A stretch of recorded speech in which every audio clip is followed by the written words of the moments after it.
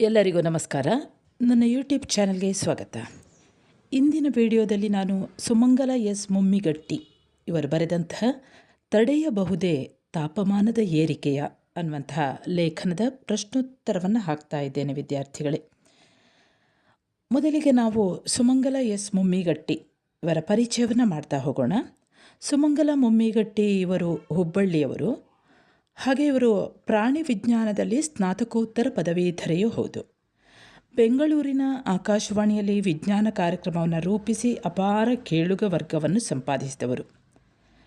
ಇವರ ವಿಜ್ಞಾನಯಾನ, ಧರೆಯ ಸಿರಿ, ವನ್ಯಜೀವಿಗಳ ರಮ್ಯಲೋಕ, ಶ್ರೋತೃಗಳಿಂದ ಇವೆಲ್ಲವೂ ಕೂಡ ಬಹಳಷ್ಟು ಮೆಚ್ಚುಗೆ ಪಡೆದ ಜನಪ್ರಿಯ ವೈಜ್ಞಾನಿಕ ಕಾರ್ಯಕ್ರಮಗಳು.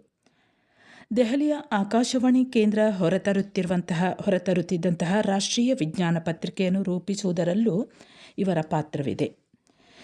ಇವರು ಅಡವಿಯ ಮಡಿಲಲ್ಲಿ ಮಕ್ಕಳ ಕುತೂಹಲ ತಣಿಸುವ ವಿರಳ ಪುಸ್ತಕ, ವಿಜ್ಞಾನಕ್ಕೆ ಸಂಬಂಧಪಟ್ಟ ಹಾಗೆ ಸುಮಾರು 38ರವರೆಗೂ ಅನೇಕ ಕೃತಿಗಳನ್ನು ಬರೆದಿದ್ದಾರೆ.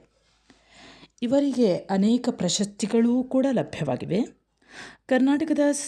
ಕರ್ನಾಟಕ ಸರ್ಕಾರದ ಪರಿಸರ ಪ್ರಶಸ್ತಿ, ಪರಿಸರ ಪತ್ರಿಕೋದ್ಯಮ ಪ್ರಶಸ್ತಿ, ಕರ್ನಾಟಕ ವಿಜ್ಞಾನ ಮತ್ತು ತಂತ್ರಜ್ಞಾನದ ಅಕಾಡೆಮಿಯ ಶ್ರೇಷ್ಠ ವಿಜ್ಞಾನ ಲೇಖಕಿ ಪ್ರಶಸ್ತಿ ಕೂಡ ಇವರಿಗೆ ಲಭಿಸಿದೆ. ಹಾಗೆ ಇವರಿಗೆ ಪರಿಸರ ಕುರಿತಾದಂತಹ ಅನೇಕ ಕಾರ್ಯಕ್ರಮಗಳನ್ನು ಮಾಡಿದುದಕ್ಕಾಗಿ ಅಂತಾರಾಷ್ಟ್ರೀಯ ರೇಡಿಯೋ ಉತ್ಸವದಲ್ಲಿ ಅತ್ಯುತ್ತಮ ಕಾರ್ಯಕ್ರಮ ನಿರ್ಮಾಣ ಪ್ರಶಸ್ತಿ ಮತ್ತು ಲಂಡನ್ನಿನ ಶ್ರೇಷ್ಠ ವಿಜ್ಞಾನ ಲೇಖಕಿ ಪ್ರಶಸ್ತಿಗಳು ಕೂಡ ಇವರಿಗೆ ಲಭಿಸಿವೆ. ವಿದ್ಯಾರ್ಥಿಗಳೇ, ಈಗ ನಾವು ಪ್ರಶ್ನೆಗಳ ಕಡೆಗೆ ಗಮನ ಹರಿಸೋಣ. 8 ಅಂಕದ ಪ್ರಶ್ನೆ. ಮೊದಲ ಪ್ರಶ್ನೆ ನೋಡಿ. ಭೂಮಿಯ ಬಿಸಿ ಏರುವಿಕೆಯಿಂದ ಏನೆಲ್ಲ ದುಷ್ಪರಿಣಾಮಗಳನ್ನು ಎದುರಿಸಬೇಕಾಗುತ್ತದೆ? ಉತ್ತರ ನೋಡಿ. ಭೂಮಿಯ ಬಿಸಿ ಏರಿಕೆಯಿಂದ ಬಹಳಷ್ಟು ದುಷ್ಪರಿಣಾಮಗಳನ್ನು ನಾವು ಎದುರಿಸಬೇಕಾಗುತ್ತದೆ. ಹೆಚ್ಚುತ್ತಿರುವಂತಹ ಈ ವಾತಾವರಣದ ಏರುಪೇರಿನಿಂದಾಗಿ ತಾಪಮಾನ ಬಹಳಷ್ಟು ಏರಿಕೆಯಾಗ್ತಾ ಹೋಗ್ತದೆ. ಇದರಿಂದ ಪರಿಸರದ ವ್ಯವಸ್ಥೆಯಲ್ಲಿಯೇ ಏರುಪೇರಾಗ್ತಾ ಹೋಗ್ತದೆ. ಹವಾಮಾನದ ವೈಪರೀತ್ಯದಿಂದಾಗಿ ಕೆಲವೊಂದು ಸಸ್ಯಗಳಿರ್ಬೋದು, ಜೀವಿಗಳಿರ್ಬೋದು, ಅವುಗಳು ಈ ಪರಿಸರದ ಏರುವಿಕೆಯಿಂದಾಗಿ, ತಾಪಮಾನದ ಏರಿಕೆಯಿಂದಾಗಿ ಪರಿಸರಕ್ಕೆ ಹೊಂದಿಕೊಳ್ಳಲಾಗದೆ ಬಹಳಷ್ಟು ನಾಶವಾಗ್ತಾ ಹೋಗ್ತವೆ. ಹಾಗೆ ಹಿಮಾಲಯದಲ್ಲಿ ಇರುವಂತಹ ಹಿಮಾಲಯದ ಹಿಮಗಡ್ಡೆಗಳು ಕರಗುವುದರಿಂದ ನದಿಗಳಲ್ಲಿ ಪ್ರವಾಹ ಉಂಟಾಗ್ತದೆ. ಈ ಪ್ರವಾಹ ಉಂಟಾಗುವುದರಿಂದಾಗಿ ಸಾಗರದ ಮಟ್ಟವು ನೀರಿನ ಮಟ್ಟದಲ್ಲಿಯೂ ಕೂಡ ಏರಿಕೆಯನ್ನು ಕಾಣಬಹುದು. ಇದರ ಪರಿಣಾಮ ಧ್ರುವ ಪ್ರದೇಶದಲ್ಲಿ ಇರುವಂತಹ ಜೀವಿಗಳಲ್ಲಿ ಇದರ ಪರಿಣಾಮಗಳು ಬಹಳಷ್ಟು ಕಂಡುಬರುತ್ತವೆ. ಇವುಗಳಿಂದ ಹಿಮಕರಡಿಗಳೂ ಕೂಡ ಬಹಳಷ್ಟು ತೊಂದರೆಯನ್ನು ಅನುಭವಿಸಿವೆ. ಹಾಗೆ ಗ್ರೀನ್ಲ್ಯಾಂಡ್ನಲ್ಲಿರುವಂತಹ ಹಿಮಗಡ್ಡೆಗಳು ಹಿಂದಿನದಕ್ಕಿಂತ 2 ಪಟ್ಟು ವೇಗದಲ್ಲಿ ಅವು ಕರಗ್ತಾ ಇವೆ. ಇದನ್ನು ನಾಸಾದ ವಿಜ್ಞಾನಿಗಳು ಕೂಡ ಖಚಿತಪಡಿಸಿದ್ದಾರೆ. ಹೀಗೆ ಬಹಳಷ್ಟು ಎತ್ತರದಲ್ಲಿರುವಂತಹ ಪರ್ವತಗಳ ಮೇಲಿನ ಹಿಮಗಡ್ಡೆಗಳು ಕಾಣೆಯಾಗೋದ್ರಿಂದಾಗಿ ಅಲ್ಲಿರುವಂತಹ ಈ ಹವಳದ ದ್ವೀಪಗಳಿರ್ಬೋದು, ಇವುಗಳೆಲ್ಲ ಅಂದರೆ ಸಾಗರದ ನೀರಿನ ಮಟ್ಟ ಏರಿಕೆಯಾದಾಗ ಈ ಹವಳದ ದ್ವೀಪಗಳು ತಮ್ಮ ಬಣ್ಣವನ್ನು, ಅಲ್ಲಿ ಬೆಳೆದಂತಹ ಹವಳಗಳು ತಮ್ಮ ಬಣ್ಣವನ್ನು ಕಳೆದುಕೊಂಡು ನಾಶವಾಗ್ತಾ ಇದೆ. ಹಾಗೆ ಈ ಹವಳದ ನಡುಗಡ್ಡೆಗಳೆಲ್ಲ ಹಿಮದ ನೀರಿನ ಅಡಿಯಲ್ಲಿ ನಶಿಸಿ ಹೋಗ್ತಾ ಇದೆ. ಇಲ್ಲಿ ಈ ಒಂದು ಹಿಮಗಡ್ಡೆಗಳು ಕರಗಿದ ಕಾರಣ ಆ ನೀರಿನಲ್ಲಿ ಹಿಮದ ಅಂಶಗಳು, ಅಂದರೆ ಶೀತದ ವಾತಾವರಣ ಹೆಚ್ಚಾಗ್ತಾ ಹೋಗ್ತದೆ. ಹಾಗಾಗಿ ಹವಳಗಳು ಬೆಳೆಯಲು ಬೇಕಾಗಿರುವಂತಹ ಬೆಚ್ಚನೆಯ ಆ ವಾತಾವರಣ ಏನಿದೆ, ಆ ವಾತಾವರಣ, ಹಿತವಾದಂತಹ ಆ ವಾತಾವರಣ ಇಲ್ಲದೆ ಹೋದದ್ದರಿಂದಾಗಿ ಎಲ್ಲ ಹವಳಗಳು ಇರ್ಬೋದು ಅಥವಾ ಬೇರೆ ಬೇರೆ ಸಸ್ಯ ಸಂಕುಲಗಳೆಲ್ಲ ಕಣ್ಮರೆಯಾಗಿದೆ. ಜೀವ ಸಂಕುಲದ ನಾಶ ಮಾತ್ರ ಇದಕ್ಕೆ ಸೀಮಿತವಾಗಿರುವುದಿಲ್ಲ. ಈ ಭೂಮಿಯ ತಾಪಮಾನದ ಏರಿಕೆಗೆ ಇದನ್ನು ಆಶ್ರಯಿಸಿರುವಂತಹ ಸೂಕ್ಷ್ಮ ಜೀವಿಗಳೂ ಕೂಡ ಇದರೊಂದಿಗೆ ನಾಶವಾಗ್ತಾ ಹೋಗ್ತದೆ. ಈ ತಾಪಮಾನದ ಏರಿಕೆಯಿಂದಾಗಿ ಹವಳದ ದ್ವೀಪಗಳು ಅಥವಾ ಇತರ ಸೂಕ್ಷ್ಮ ಜೀವಿಗಳ ನಾಶ ಮಾತ್ರ ಅಲ್ಲ, ಅದು ಮನುಷ್ಯರ ಮೇಲೆ ಕೂಡ ಪರಿಣಾಮ ಬೀರ್ತದೆ ಅಂತ ಲೇಖಕಿ ಹೇಳ್ತಾರೆ. ಈ ಕಡಲ ತೀರದಲ್ಲಿ ಅನೇಕ ನಗರಗಳನ್ನೆಲ್ಲ ಕಾಣ್ಬೋದು. ಜಗತ್ತಿನಾದ್ಯಂತ ಇರುವಂತಹ ಸಮುದ್ರ ತೀರದಲ್ಲಿ ಅನೇಕ ನಗರಗಳಿವೆ. ಹಾಗೆ ಭಾರತದಲ್ಲಿಯೂ ಕೂಡ ಅನೇಕ ನಗರಗಳಿವೆ.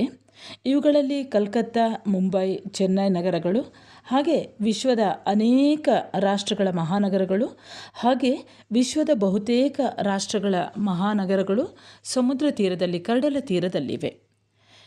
ಹೀಗೆ ಹಿಮಗಡ್ಡೆಗಳು ಕರಗ್ತಾ ಹೋದ ಹಾಗೆ, ನೀರಿನ ಮಟ್ಟ ಏರಿಕೆ ಆದ ಹಾಗೆ ಮುಂದೆ ಈ ನಗರಗಳೂ ಕೂಡ ಮುಳುಗಬಹುದು ಅನ್ನುವಂತಹ ಒಂದು ಕಳವಳವನ್ನು ಲೇಖಕಿ ವ್ಯಕ್ತಪಡಿಸ್ತಾರೆ. ಅಮೆರಿಕದಲ್ಲಿ ಇರುವಂತಹ ಕಡಲ ತೀರದಲ್ಲಿ ಇರುವಂತಹ ಕೋಟ್ಯಾಂತರ ರೂಪಾಯಿಗಳ ಆಸ್ತಿ ನೀರು ಪಾಲಾಗಲಿದೆ. ಆಹಾರ ಉತ್ಪಾದನೆಯಲ್ಲಿಯೂ ಕೂಡ ಏರುಪೇರಾಗ್ತಾ ಹೋಗ್ತದೆ. ಇದರಿಂದ ಆಹಾರದ ಕೊರತೆಯು, ಈ ತಾಪಮಾನದ ಏರಿಕೆಯಿಂದಾಗಿ ಆಹಾರದ ಕೊರತೆಯನ್ನೂ ಕೂಡ ಅನುಭವಿಸಬೇಕಾಗ್ತದೆ.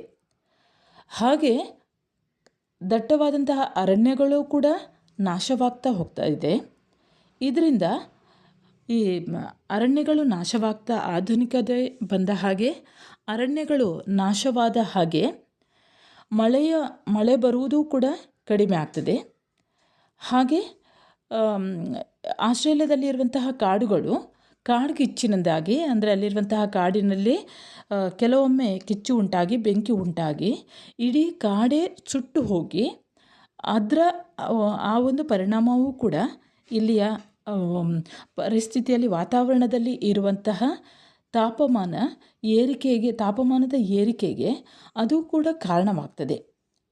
ಹಾಗೆ ಕೆಲವೊಮ್ಮೆ ಹೆಚ್ಚಾದ ಮಳೆಯ ಪರಿಣಾಮದಿಂದಾಗಿಯೂ ಕೂಡ ಅತಿವೃಷ್ಟಿ, ಅನಾವೃಷ್ಟಿ ಉಂಟಾಗುವಂಥ ನಿಮಗೆಲ್ಲ ಗೊತ್ತೇ ಇದೆ.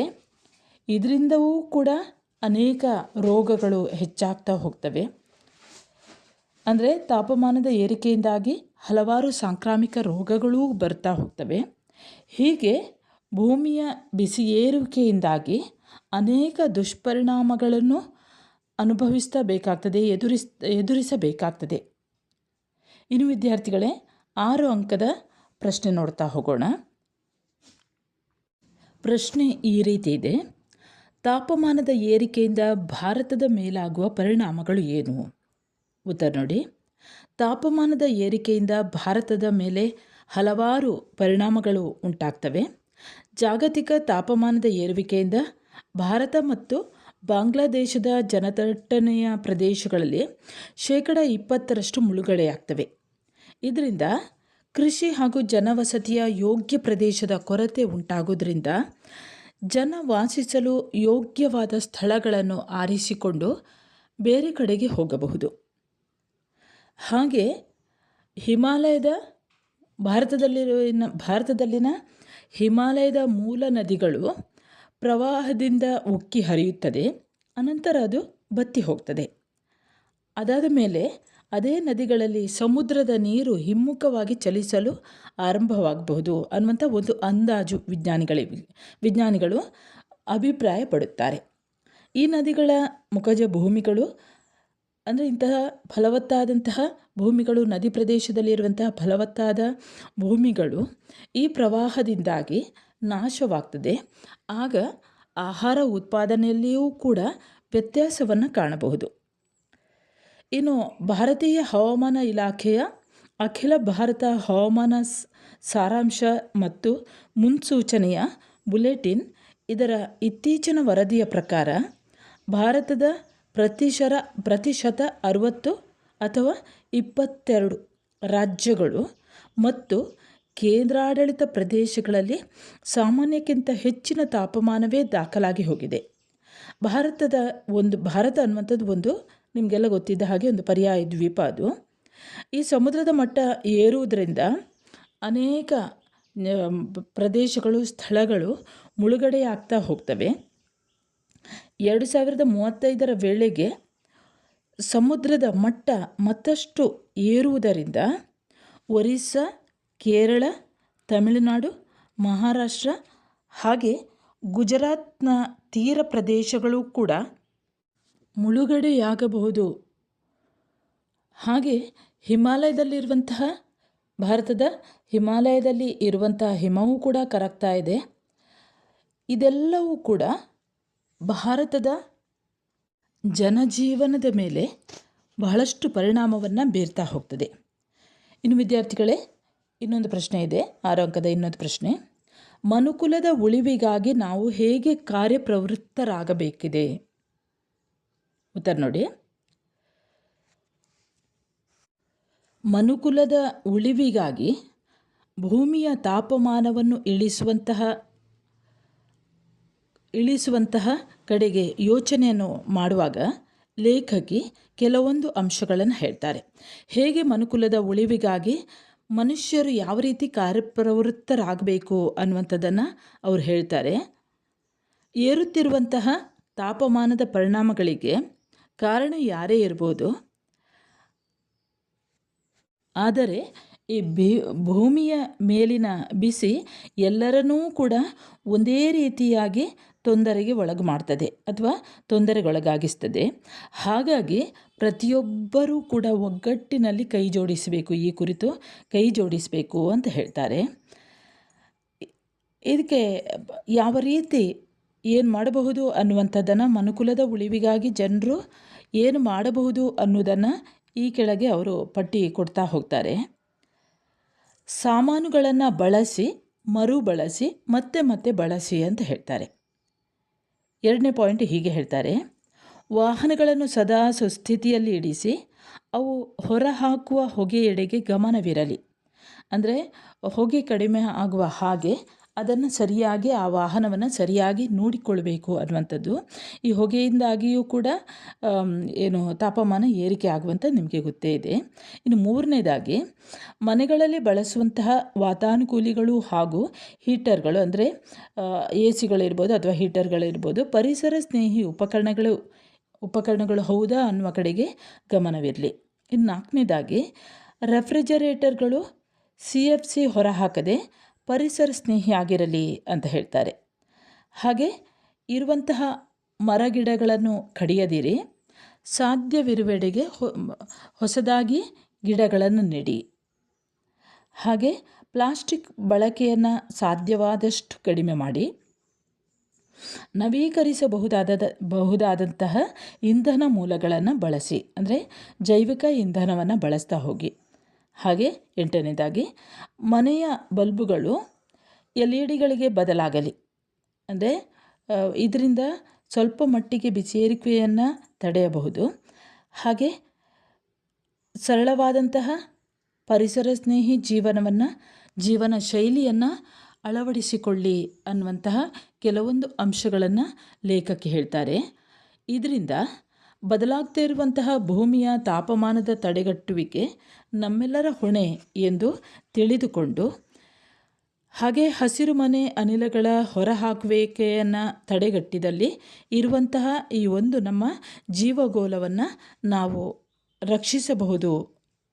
ಹಾಗೆ ಮುಂದಿನ ಪೀಳಿಗೆಗೆ ಅದನ್ನು ಉಳಿಸಬಹುದು. ಇನ್ನು ವಿದ್ಯಾರ್ಥಿಗಳೇ, ಟಿಪ್ಪಣಿ ಬರೆಯಲಿದೆ. ಟಿಪ್ಪಣಿಯಲ್ಲಿ ಕೂಡ ತಡೆಯಬಹುದೇ ತಾಪಮಾನದ ಏರಿಕೆಯ, ಇದನ್ನೇ ಸ್ವಲ್ಪ ಶಾರ್ಟಾಗಿ ಸಂಕ್ಷಿಪ್ತವಾಗಿ ಬರ್ಕೊಂಡ್ಬಿಡಿ. ಇನ್ನು 1 ಅಂಕದ ಪ್ರಶ್ನೆ ನೋಡಿ. ತಡೆಯಬಹುದೇ ತಾಪಮಾನದ ಏರಿಕೆಯ ಕೃತಿಯನ್ನು ಬರೆದವರು, ಲೇಖನದ ಲೇಖಕಿ ಯಾರು? ಸುಮಂಗಲ ಎಸ್ ಮುಮ್ಮಿಗಟ್ಟಿ. 2ನೇ ಪ್ರಶ್ನೆ, ಈ ಲೇಖನದ ಆಶಯವೇನು? ಉತ್ತರ, ಮನುಕುಲದ ಉಳಿವಿಗಾಗಿ ಏರುತ್ತಿರುವ ಭೂಮಿಯ ತಾಪಮಾನವನ್ನು ಉಳಿಸಬೇಕಾದಂತಹ ಅಗತ್ಯವನ್ನು ಪ್ರತಿಪಾದಿಸುವುದು ಈ ಲೇಖನದ ತಿರುಳು. 4ನೇ ಪ್ರಶ್ನೆ, ಆವಾಸವೊಂದರಲ್ಲಿ ಇರುವ ಎಲ್ಲ ಜೀವಿಗಳ ಗುಂಪನ್ನು ಏನೆಂದು ಕರೆಯಲಾಗುತ್ತದೆ? ಉತ್ತರ, ಜೀವಿ ಸಮುದಾಯ. 5ನೇ ಪ್ರಶ್ನೆ, ಹಲವಾರು ಕಾರಣಗಳಿಂದ ಬದಲಾಗುವ ಹವಾಮಾನ ಯಾವುದು? ಉತ್ತರ, ಭೂಗೋಳದ ಹವಾಮಾನ. 6ನೇ ಪ್ರಶ್ನೆ, ನಮ್ಮ ಸೌರವ್ಯೂಹದಲ್ಲಿ ಜೀವವಿರುವ ಏಕೈಕ ಗ್ರಹ ಯಾವುದು? ಉತ್ತರ, ಭೂಮಿ. 7ನೇ ಪ್ರಶ್ನೆ, ಜೀವಗೋಳದ ಎಲ್ಲ ನೆಲೆಗಳನ್ನು ತನ್ನ ಅನುಕೂಲಕ್ಕೆ ತಕ್ಕಂತೆ ಬದಲಾಯಿಸಿಕೊಂಡು ಬದುಕಬಲ್ಲ ಏಕೈಕ ಸಮರ್ಥ ಜೀವಿ ಯಾವುದು? ಉತ್ತರ ಮಾನವ. 8ನೇ ಪ್ರಶ್ನೆ, ಭೂಮಿಯ ತಾಪಮಾನದ ಪ್ರಮುಖ ಕಾರಣ ಯಾವುದು? ಉತ್ತರ ಹಸಿರುಮನೆ. 9ನೇ ಪ್ರಶ್ನೆ, ಜೀವಗೋಲವನ್ನು ಹೇಗೆ ರಕ್ಷಿಸಬಹುದು? ಉತ್ತರ ಜೀವಗೋಲವನ್ನು ಹಸಿರುಮನೆಯ ಅನಿಲಗಳನ್ನು ಹೊರಹಾಕುವ ಮೂಲಕ ರಕ್ಷಿಸಬಹುದು. ಸರಿ ವಿದ್ಯಾರ್ಥಿಗಳೇ, ಇಲ್ಲಿಗೆ ಈ ಲೇಖನದ ಪ್ರಶ್ನೋತ್ತರಗಳು ಮುಕ್ತಾಯವಾಗ್ತದೆ. ನೀವು ನನ್ನ ಚಾನೆಲ್ಗೆ ಹೊಸಬರಾಗಿದ್ದಲ್ಲಿ ಮೊದಲು ಸಬ್ಸ್ಕ್ರೈಬ್ ಮಾಡಿಕೊಳ್ಳಿ. ಹಾಗೆ ನಿಮ್ಮ ಕನ್ನಡ ಪಠ್ಯಪುಸ್ತಕಕ್ಕೆ ಸಂಬಂಧಿಸಿದ ಹಾಗೆ ಎಲ್ಲ ಪಾಠಗಳ ವಿಡಿಯೋಗಳನ್ನು ಹಾಕಿದ್ದೇನೆ. ಒಂದು ಲೈಕ್ ಕೊಡಿ, ಒಂದು ಕಮೆಂಟ್ ಮಾಡಿ, ನಿಮ್ಮ ಫ್ರೆಂಡ್ಸಿಗೂ ಕೂಡ ಶೇರ್ ಮಾಡಿ. ಮುಂದೆ ಇನ್ನೊಂದು ಹೊಸ ಪಾಠದೊಂದಿಗೆ ಮತ್ತೆ ಬರುತ್ತೇನೆ. ಅಲ್ಲಿಯವರೆಗೆ ನಮಸ್ಕಾರ.